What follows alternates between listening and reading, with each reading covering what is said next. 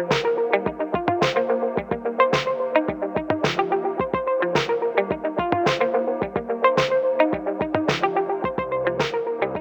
everybody, it's Kevin Deskins here with Midwest Photo. I'm the Director of Marketing, and we're kicking off a series for our virtually cool Midwest Photo Feature Fair. Now, normally our feature fair is in store, but this year we're holding it online, and we're featuring photographers locally that we've worked with in the past and that have done really cool things. And we're talking to them about how they work, what they capture, what they use, maybe what's even on their wish list this year for the holidays. And today I have the honor of talking to the awesome Emma Parker. Hey, Emma. Hello. How are you? It's good to see you. Good to see you. If you guys aren't familiar with Emma, she is a portrait photographer here in Columbus. She is amazing at what she does. She's got a studio not too far from our store, and she has done some awesome work for us in the past. You can find her work at emmaparkersphotography.com. Emma, today I wanted to talk to you about capturing real portraits. So you're a portrait artist, and what I noticed, what I wanted to do was go through the work of folks that I'm talking to this week, and I wanted to check out what they do and how they do it. And I was looking over your portrait work, and there's something very unusual about it compared to other portrait work in that it feels genuine and it feels real. And it's palpable, that connection that you have with the people that you photograph. And I just want to let you know, I really admire that. Thank you. That's Yeah. so sweet. Thank you, Kevin. But let's kind of dive into your origin story here. When did you first pick up a camera, and how did you determine that it was people that you wanted to capture? That's a great question. So thank you for having me on your wonderful podcast show that you got going on here. But yeah, my mom is a photography teacher in Dublin, at Dublin Scioto. So in order to get my mom in any family photo, she basically handed me off her camera. And I can remember in elementary school entering into the I believe they were called like the reflections competitions or something, where you would have to, submit a photo. And I can remember one of the very first photos I took. It was on like a 35 millimeter. I shot it in black and white and developed it in my mom's dark room. And it was a picture of a fake foot sticking out of a mailbox, and I got an award for it. So That's pretty cool. yeah, That's so very cool. it started when I was just pretty young, and obviously I'm not photographing, props anymore of fake feet or hands. But right I mean, now, if you did photograph those things, I'm sure you would be amazing at it. thanks. And I then I started going to school for a degree in teaching to be a middle school science and language arts teacher. Shout out to all the teachers out there who are trying to get this going during a pandemic. I feel for all of you, especially my wife. You're awesome. And I graduated from The Ohio State University with a master's in middle childhood.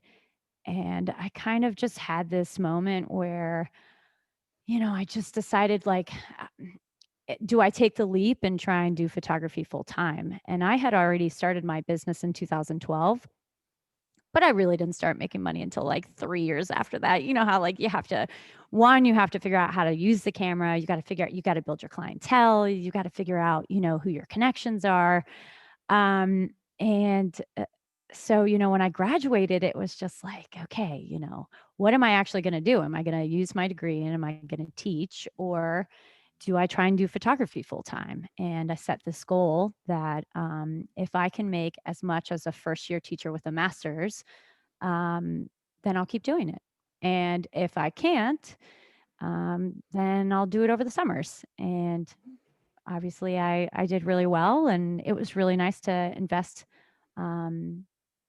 all my energy into photography and not just, doing it when I wasn't writing papers and I wasn't student teaching. And so, yeah, I mean, years later, here I am, and I have a studio and an assistant, and it's been amazing. I'm so thankful for, all the clients and everybody who believes in me. That's pretty cool. That's a really cool story. I had no idea that you're going to be a teacher, and then you kind of went to a different path. Now you said your mom's a teacher, your wife's a teacher. Um, what? So you remind me again what you wanted to teach. Middle school science and language arts. Okay, cool. And I know some Yeah. middle school science and language arts teachers. Do you ever have the urge to teach photography? Oh yeah, absolutely. Yeah. So since I have like a 4-year degree, I can sub. And so when my mom would be out, she would always ask me to sub her class. So then that way her students could still go out in the dark room and, they wouldn't be too far behind. And at one point I was taking a large format photography class at OSU. And so I had brought in, these huge 36 by 36 prints and I laid them out on the tables and we did like a gallery walk and we talked about, what I could improve on you know, and I didn't really tell them that I had taken them at first. And so that was kind of nerve wracking to be like, hey, let's critique all of these images. And they'd be like, okay, I also took them at the very end of the class. But yeah, so I love, trying to help other photographers who are just starting out. I'm always willing to, grab a cup of coffee or an adult beverage and, you know, hear where they're trying to get and maybe, I can help them get there somehow. Whether it's I'm not a very technical person. I have gear and I can show you it, but like if you ask me what it is, I might have to like take a moment to look at it. But I do think that teaching does come naturally and, we'll see. Maybe I will. Yeah, I totally get that. Not being, you said you have gear, but and if you if you were Got lots of asked gear. your exactly the spec, yeah, you wouldn't be able to rattle off the specs off the top of your head, and that's totally fine. I found a lot of photographers are either left-brained or right-brained. It's very rare that you find somebody who's well balanced. I think you're somebody who's well balanced. Thank you. I had an education that was very technically oriented, and my wife had an education at the Ohio State University that was very artistically oriented. So Oh, right on. when we shoot together, she brings the left or the right brain side of things, and I bring the left brain side of things, and we I kind of didn't know collab. I didn't wait, Hmm. did I know that she photographed? What's her name again? Ashley? She at Midwest too? No, she's not at Midwest. Oh, No. okay. I was like, have I seen her? Like, have I talked to her? Okay, well, I'm gonna need to meet her. Oh Right yeah, for sure, on. for I love sure. power couples that photograph together. I hand off my camera a couple times to my wife, and Oh, I'm gonna have she some steals questions the about. she steals the show. Like, there are a couple times where I'm like, girl, you gotta calm it down. Like, people are thinking you're the real deal. She's I'm so gonna cute have with the some. camera. I'm definitely gonna have some questions about that here in a second. But getting back to what you do, so you said you originally shot film, and it was black Yeah. and white that you first shot. What do you have like a go-to black and white film stock that you like? Oh, I love Acros. Yeah. Yeah, for Hook sure. me up. That's what's up. Yeah. And you're a 120 shooter, right? Yeah. Yeah. So I have a medium format Hasselblad that I typically bust out when I just, want to slow it down Hmm. and want to focus on each frame because each frame is a latte at, Starbucks or something or Oh like yeah. some coffee shop. Because film is expensive. So you really do have to like slow it down and think about, think things through and, you got a meter and Yeah. there's really no editing it afterwards for me. Yeah.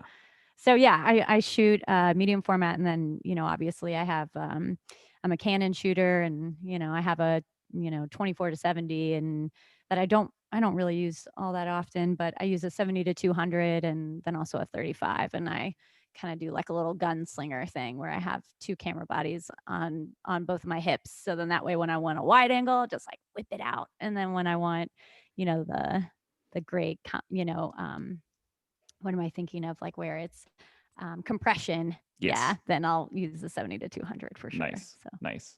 And yeah. I've seen that setup you've got where it's kind of like a dual sling kind of camera. Yeah. It's very gunslinger-esque. Yeah. It reminds It's me of Jessie from Toy Story. Like the kids are always like, wow. And I'm like Jessie because I like wear this like big old hat to block the light coming into the camera. And, Yep. yeah, it's definitely a statement, but it's nice I can run up and I can pose somebody and I can just Hmm. drop the cameras right beside me. And I don't really have to worry about, I used to like tuck it underneath my arm. And then at one point I had a, like a spider holster, Mhm. for my hands, and that was great. But I found that like my hands started to hurt at the end of the day. So, I had like the Hold Fast. I believe that's a brand, and they're leather, and I feel safe wearing them. So, Yeah. Yeah, and dropping the cameras and feeling like they're going to stay at my hips, for sure. Yeah. So they're not if going to fall. yeah. So you carry two cameras, you're a Mhm. Canon shooter. Um if you were, teaching somebody, mentoring a new photographer, what would you say they need to look for in their first camera, or would you have a recommendation for their first camera Hmm. or even first lens? That's a lot to unpack right there, Kevin. There's It a lot of, is. I I think know. one, you know, what's their budget? Like, yes, if you buy a newer camera and a nicer camera, then it is going to be easier for you to shoot because, if you put it on aperture priority, the camera is going to have a little bit more knowledge on how to, do things in camera without you having to really think about it. But, I think my number one advice would just be to just photograph Mm. anything and everything. Um, and if I started out on a Rebel, like a Canon Rebel, so it was like a T1i. It was like when it first came out. I think I still have it, or I gave it to somebody who, was trying to start out, and I liked getting the Canon Rebels because you could take the lens off. And I thought that that was really important to have some flexibility with what you wanted to shoot. So whenever I have a friend that says, hey, I want to buy a camera, I send them your way because I think Midwest is pretty knowledgeable, and they always take Oh, the time to thanks. explain everything. It's true. I mean, you really do. You sit down and you go over things. You'll open up a box. You'll let somebody hold it in their hands and figure out whether the weight is right for them.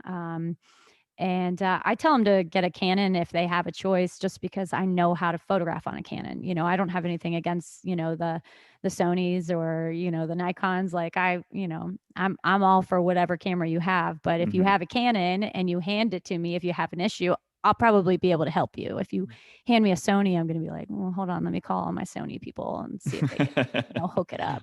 Yeah. And So yeah, you've yeah, got everybody's numbers here. You know who to call for the specialist. yeah, Sonny's our Canon specialist and yeah, Ethan's our Sony specialist. So, but I yeah. know you also you had utilized our rentals department quite a bit Oh, I early was there on. all the time. Yeah, and they gave you some good advice and everything. And were you renting just lenses at the time, or were you renting bodies as well? Oh, no, I was definitely renting everything. Yeah, I mean, because when you photograph weddings, that there is just so much pressure, and you really have to know what you're doing because, you're working with this one day that has so much pressure, and you have to make sure that you really prepare. So, I remember going in to Midwest when I first started trying to do weddings. I was taking on a lot more weddings than I had previously. It started out just like photographing my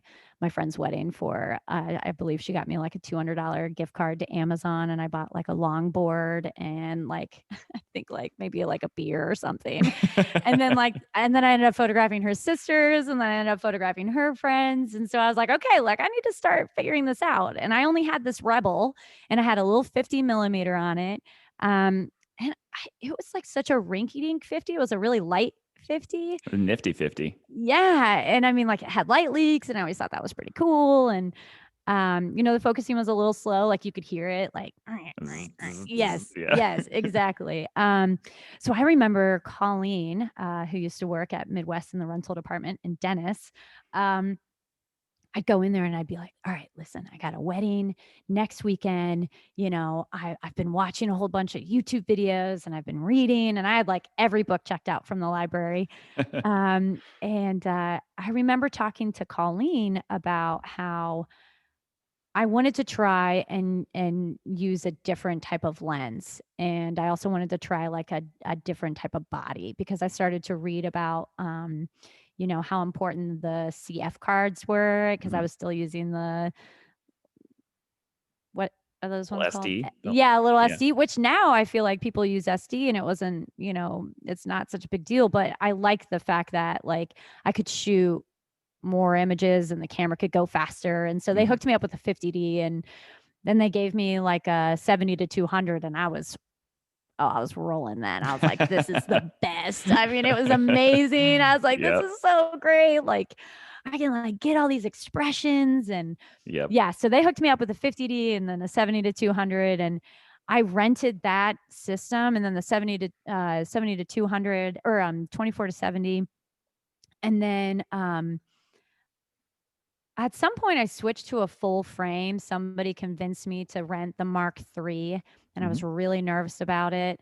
Um, and it ended up going really well. And as soon as I started booking more clients, then I started to buy more gear because I would rent it until I could buy it. And that was what was so nice. I could pick it up on Friday and pay the one fee for the Mhm. whole weekend. And then I could play with this camera gear and really try and expand, the different types of shots that I could get depending on the lens that I had. Yeah, So yeah. for sure. That's pretty cool that to go from, just doing a lot of research and diving deep into it and then renting it until you can actually get to that point where I mean, look at you now. You've got this awesome studio behind you and everything. It's so fun. I share it with two other photographers and it's so rad. Like I share it with Olivia K. James and Bryce Lachlan. And Cool. we have a great time. And yeah, I mean, they're like real photo nerds. Like they really get technical. And so whenever I have a lighting question, like if I'm swinging into Midwest, I typically ask you guys. And if, you guys are closed and I'm, working late and they pop in, I'll be like, okay, listen, like here's what I want to try and do. And they'll be like, okay, Yep. you need this kind of light. Yep. Okay. So we're on this topic of photographing people. I do want to ask you, like I said, I was looking over your portfolio. It's unlike a typical portrait photographer's. You figured out how to hone into like this real expression on folks. Tell me a bit about your process on how you connect with the client and how you get them to. Is it everything candid? Do you actually pose them yourself? Like you have very specific poses you go to? Like tell me a little bit about that and how you get such real portraits. Oh, for sure. So when it comes to photographing people, Mm-hmm. um, nobody really likes to get their picture taken a whole bunch, right? I mean, Been I there. mean, of course, there might be some people who are, all about it, and good for you, rock on. But if somebody puts a camera, like if somebody's pointing a camera at me, I automatically straighten up. So I feel like whenever I get to, a photo session, I typically have my gear um, already out and in the holsters, right? And Mm-hmm. I'm already rocking them, and I'll just ask them about how they're doing, how's their day, and then I'll kind of go through like a little bit of a spiel that I'll tell them, and I'll say, hey, I'm going to put this big lens in front of your face, and you're naturally going to want to lean back. You're going to be like, oh, right, lean back, right? Yep. So you're going to hear me say lean towards the camera, and I just want you to lean a little bit towards me. And I said it's not going to be anything where you're going to have to like really lean over to the point where you're like folding over. I said, but I'm going to have you cuddle up, and I'm going to have you be super super close. There are going to be. Sorry, I have somebody at my studio. I don't know who it is. Oh. It's okay. My assistant's got it. Um, Oh yeah, he's got it. All right, cool. So yeah, so I'll tell him to cuddle up. I'll tell him that I do pose them, but I'll get them to laugh or something, or I'll tell them to if I'm photographing families, something that I found that works, and if you're a photographer and you don't do this trick, you need to. It also works at weddings, but you can get a big group together, and then you can say, after you get the shot where everybody's looking and smiling, you can say, okay, I want you to look at the person who has the messiest room. And then everybody will look over at somebody and they'll be like, you can be like, all right, look at the person who's, typically late. And then like, there's always that one person who shows up late. I have a couple of friends of mine, you know who you are. Yep. And then they'll look at them and they'll start cracking up. And I try and capture that moment right after that, so yeah, so I'll and the goal for me is to make my clients feel as comfortable as possible. So if I can find something that I can relate with them, or maybe even just get them to talk about something, like I was photographing this guy yesterday. He was a little stiff. He was nice though, super nice. And I saw he had this watch on, and I was like, "Oh, are you a runner?" Like it looked like a running watch, and he's like, "No, it's for like a different sport." And I was like, okay, well, what sport? Like, what are you doing? And he's like, oh, I row. I was like, oh, that's awesome. And I just like rattled off whatever I could figure out about that I remembered about rowing. And, his body posture relaxed. And then, he started to, be comfortable sitting in front of me. And, I only have so much time with people. So, you just have to do the best you can. But I am like on the floor, and I'm like up high, and I'm trying to get them to laugh, and I'm trying to get them to look at each other. So yeah, I try and capture the candid moments, but I'm going to make sure that they look good. Like I'm going to have you, bend the leg closest to the camera. If you're trying to look a little bit more curvier, I'm going to have you cuddle up and, um, do something silly to break it up. So yeah, it's a little bit of in between, but I appreciate you saying that about my portraits. I was talking to my assistant Tom, and we were kind of going through images, and I'm showing him like what it's like to cull images, where you go through all, from a wedding or from a portrait session. And I told him if it has any sort of emotion in it, then you 5-star it, in Lightroom, because that's my goal. I want to capture that person's energy and, really send it home through my images. So yeah. Cool. Yeah. And it's really interesting to hear about that, kind of balancing both the posing, but also trying to get somebody to relax and just release. It's very foreign to have a camera being pointed at you. Like I just think there's something that kicks in people when they have a camera pointed at them. They're like, oh, okay, there's something. 100%. Yeah, but you have to just 100%. let them relax. And yeah, and there's been a time, Kevin, where like, sorry, I didn't mean to cut you off there. No, you're good. There's been a couple times where like, if I'm photographing somebody and I walk into the room, let's say it's at a wedding, right? And the bride and bride's getting ready, or the groom and groom, or whoever, the client is getting ready. And I can tell that there's a lot of stress in the room. There's a lot of people in the room. There's like a makeup artist and all of the wedding party. And, you got the parent who might be a little overbearing. And I find myself talking a little bit more calmer and slower and softer. And I didn't even, realize that I was doing it until one of my clients, who's also a friend, was like, hey, when I was kind of freaking out, you did this thing where you kind of really like zoned in and were calm. And she's like, and it really worked. And I was like, solid. Like, yes. Okay, cool. Like, so that's another thing. Like if you find somebody is really jazzed up, and you can tell, when somebody's like really nervous, the whole goal is to just relax yourself, because they're going to vibe off of your energy. And if you've had a bad day, or you've, forgot a certain type of lens, or you messed up with something on your end, you have to really make sure that you have yourself together, because they're going to vibe off of your energy. And if you're coming in with some negative energy, they're going to read that, and they're not going to want to sit in front of the camera for you. So you really have to make sure that you bring that zen, full force. For sure Get on that morning meditation.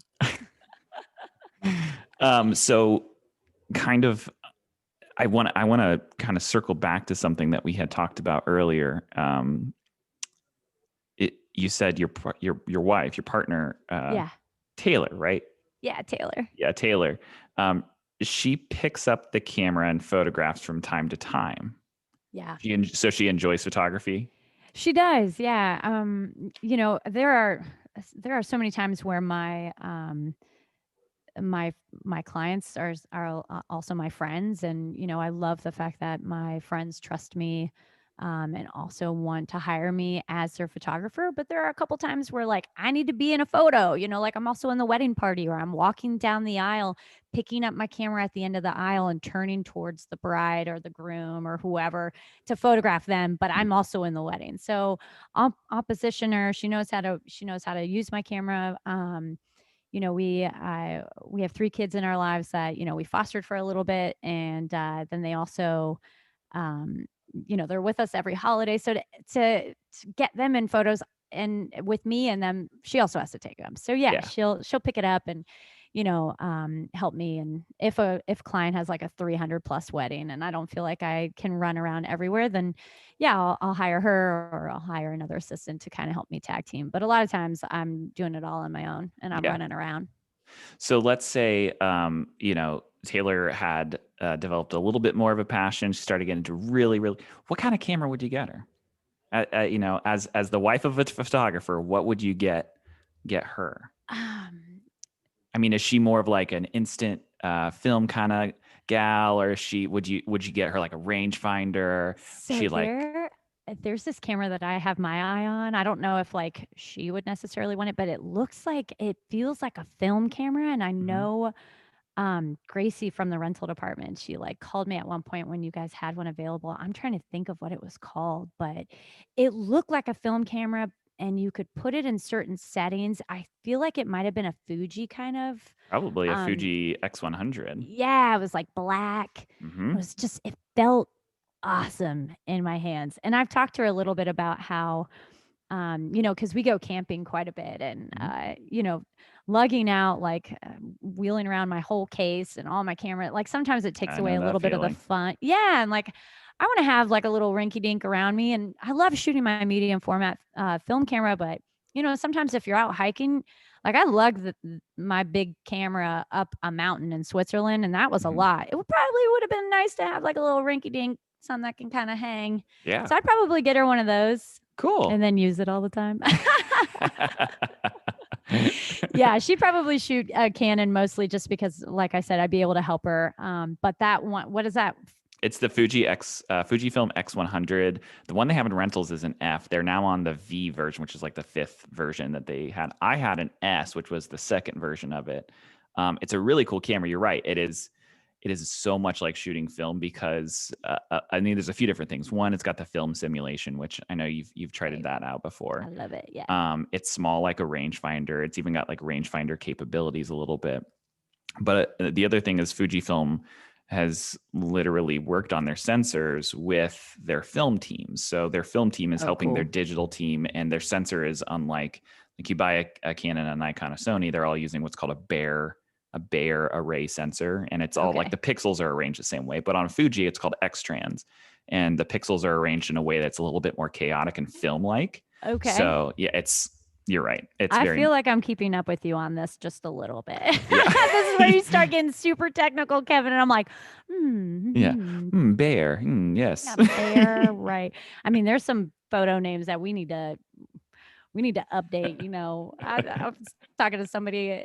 I don't know, it might have been Aaron in the rental department. I was like, "Wow, are we using that terminology still? Like, what is this?" But yeah, it was great. But That's yeah, that funny. camera, I'd love that. Yeah, Cool.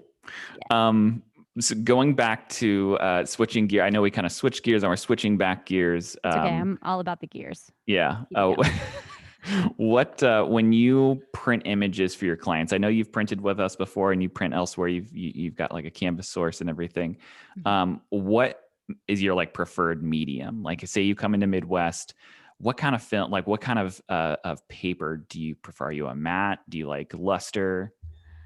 Oh, I think it depends on like what type of, what I'm printing. Like if I'm printing a black and white, something big, I'll Hmm. I'll definitely go. I love matte. I think and that just might be, hearing my mom talk about it when she would shoot, I always thought that matte was more professional. So, and you don't get the fingerprints on it, which was always a big deal.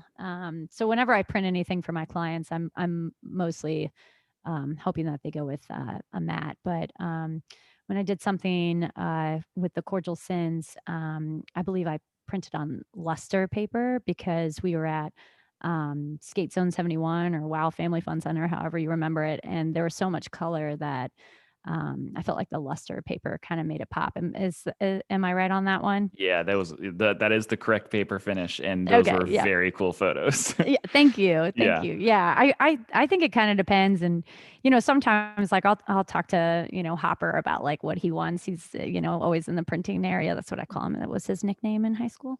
You want to call him that as well? Oh yeah, I'll definitely start using that one. Yeah. But he always, advises me if I like bring in, a image that I want to try and print. Yeah. So, but I love printing big. I think it's just so important for clients to see their work printed. If you want to put it on a canvas, great. If you want to put it in an album, that's amazing too.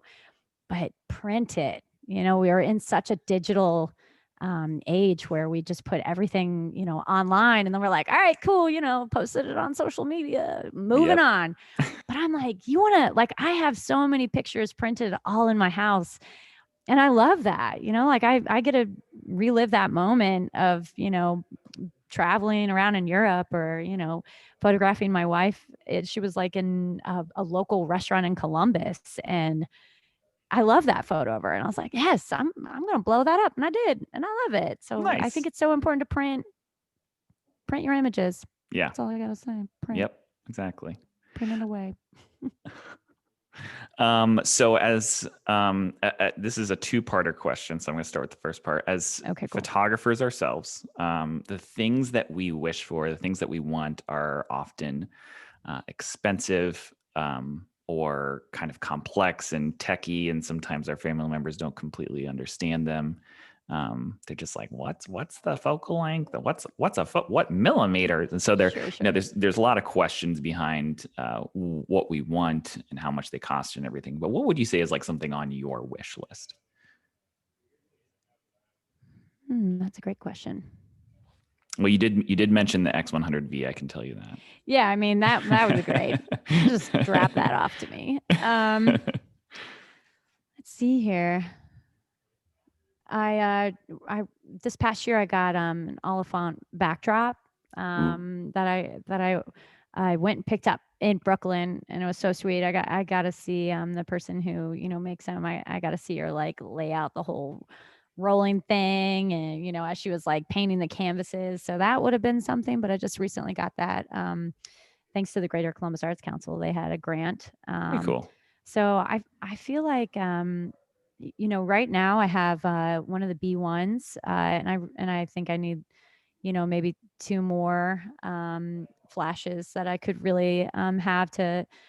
At the moment, I just kind of rent it when I need to, but I think it'd be nice to kind of have those on my shelf and ready to go. But yeah, I mean, off the top of my head, I can't really think of anything gear wise. Like I have a 35 that I just got, and I have both of the newest Canon bodies.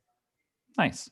Yeah, I Very feel cool. like I'm pretty set. I like my gear, So if you are pretty set, then here's the second part of the question. Okay, cool. You said you've got an assistant, and are they in the room right now? Yeah, he's over there culling my wedding images. He's doing Okay. a phenomenal job. He's got headphones in though, so he can't Okay, hear me. good. So he can't hear us. So Yeah. this is the question. So what would you say is like a good small gift, stocking stuffer? What would you get them as like a thank you for the year? Like what's something that you'd like go to Midwest, you're like, all right, I want to get them something cool, not something too expensive, of course. I'm not going to drop money and get them a lens. It's like, a lot of money, but what's some knickknack that you'd want to put in their stocking this year and be like, you did a great job. Thank you.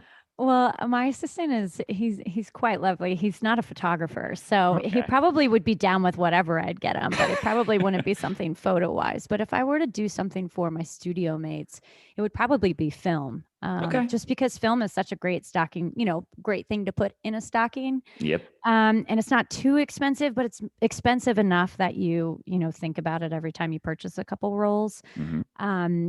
And I think it's always nice when somebody else gives you film. So then that way you can experiment a little bit more and feel like you can have you can relax a little bit because you didn't just, drop all that money on it for yourself, So Right. I think film is always a great option. I have couple like pinhole cameras that I got. So maybe I'd like try and, I'd give them one of those. So that way they could kind of play around with that. Yeah. Um, It's a pretty cool idea.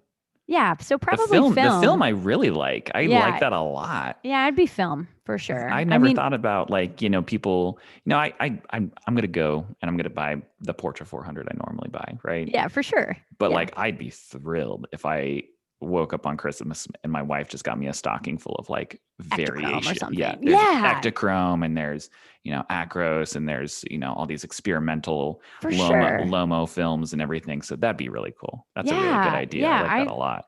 I think that would just be, I would like it if somebody put that on my desk. I'd be like, thank you. That's amazing. I mean, gear can just be so expensive. So maybe I just even like, get them rental credit or something, like That's a a good little idea gift card. too. Do you guys have gift cards at Midwest? Yeah, Where you absolutely. We've got gift cards. There's a nice plug there. There you go. That's great. I didn't know that you guys had gift cards. That's smart. I don't know why I didn't think that. That's really nice. Yep. But yeah, so rental credit would always be, something that I'd get like a photo friend because, they can rent whatever they want. Yeah, they can try out whatever. Yes. It's like getting them a test drive to whatever car they want for a day or a weekend. I literally think your rental department is like the bee's knees. Like I come in all the time just to I love them.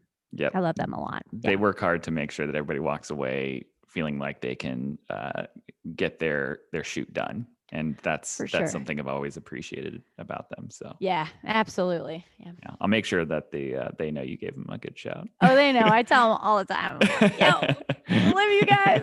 Thank you. Like I'm like talking to Gracie. I'm like, thank you. I appreciate it. She's like, I got you, girl. Instagram messaging me. I got you. Yeah, it's great. All right. Well, Emma Parker, I thank you so much for today. It's been great chatting with you and learning more about what you do and how you do it. Some great advice in here and good tips for folks. If you guys are interested in seeing what Emma does, you can visit her website at emmaparkersphotography.com. And then what's your Instagram handle? Is it Emma Parker Photo? It's Emma Parker Photo. Yeah. Emma Parker Photo on Instagram. Make sure to check her out because her portraits are simply superb and you've got to see them. So, all right, guys, make sure to tune in the rest of this week for other interviews with photographers and us talking to them about what they do, how they do it, what's on their wish list. We'll see you next time for the Virtually Cool Midwest Photo Feature Fair. See ya.